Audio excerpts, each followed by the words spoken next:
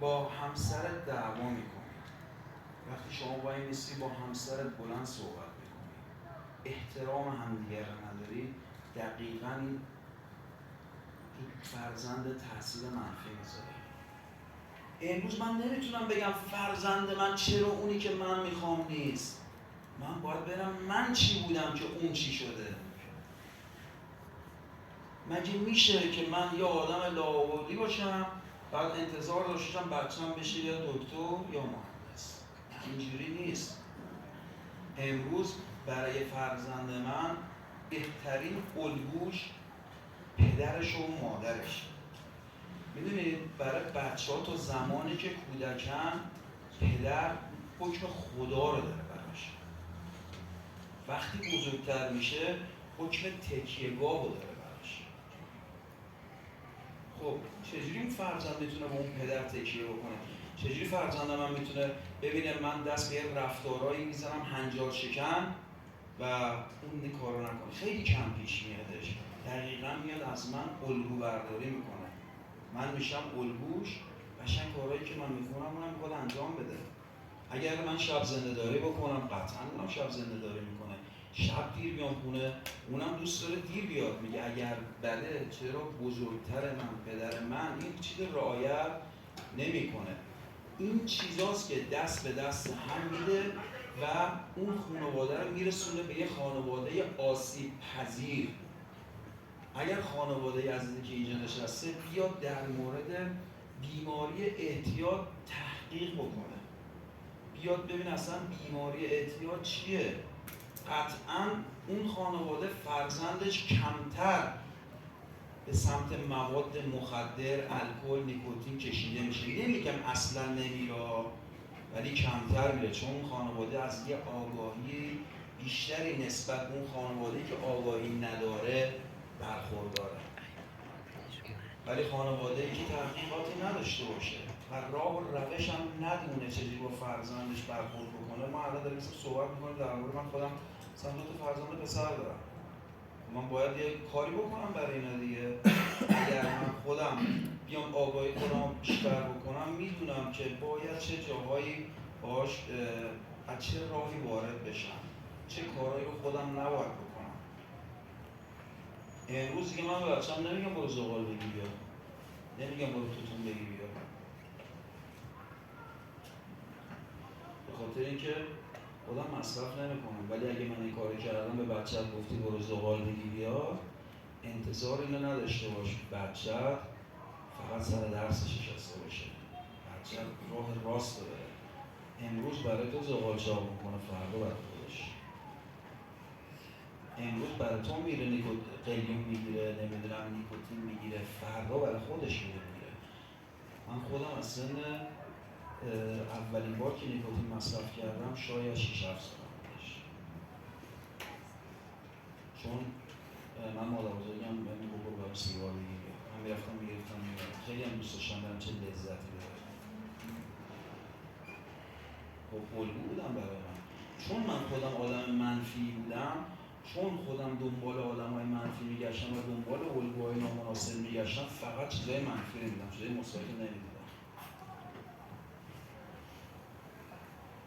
خب چجوری شما میتونی از یه خانواده انتظار داشته باشی که این کارا رو بکنه بعد فرزندش حرکتی نکنه؟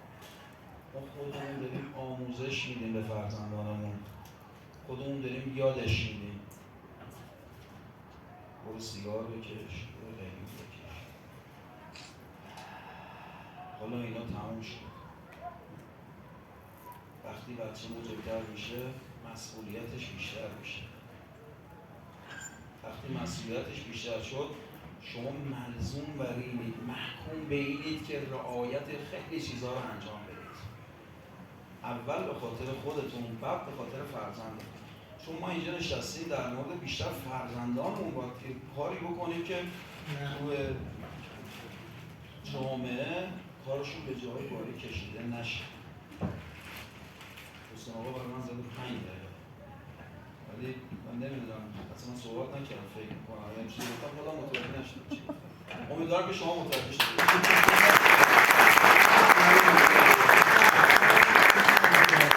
من یه کوچولو دوست دارم از بعد از قطع مصرفم بگم، چون یه وقت نیستش میخوام جمعش کنم. من بهبودی چند وقت در برنامه دور بودم، میخوام از احساس تعلقم به جلسات توجیه خانواده شهرده بگم. یه مدت از برنامه دور بودم و دقیقاً لب پرتگاه بودم، هر لحظه امکان داشت برم. از این وقت خانواده میگفت نباید جلسه بری، میگفت مسخره بازی چیه در میاری، تموم شد. از اون وقت خودم حالم بد بود، ولی خدا پدر حشمت رو بیامرزه، هر روز من زنگ زد میگفت که یه کار داره تموم میشه. میگفتش که بله واقعا، میگفتش که دیگه ذخیره هرچی داره تموم میشه. کاری ندارم، نمیدونم چی شد دوباره وصل شدم آدم اینجا.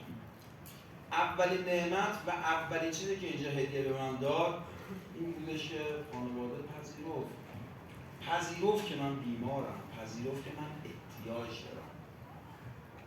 حالا اگر مادری همسر اینجا هستش، چون من دردش کشیدم. پذیرفتن در کنار درک کردن متقابل.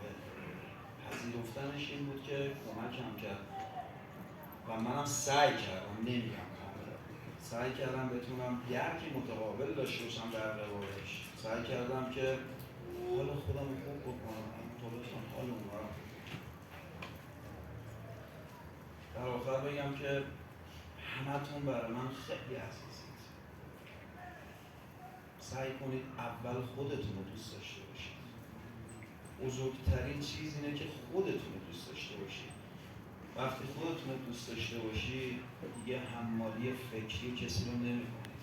اینجا قرار نیستش که حمالی فکری کسی دیگر رو بکنید و بار کسی دیگر رو بکشید. سعی کنید در کنار بیمارتون شونه به شونه‌اش حرکت کنید. هیچ موقع نه پشتش باشید نه جلوش. و از همه مهمتر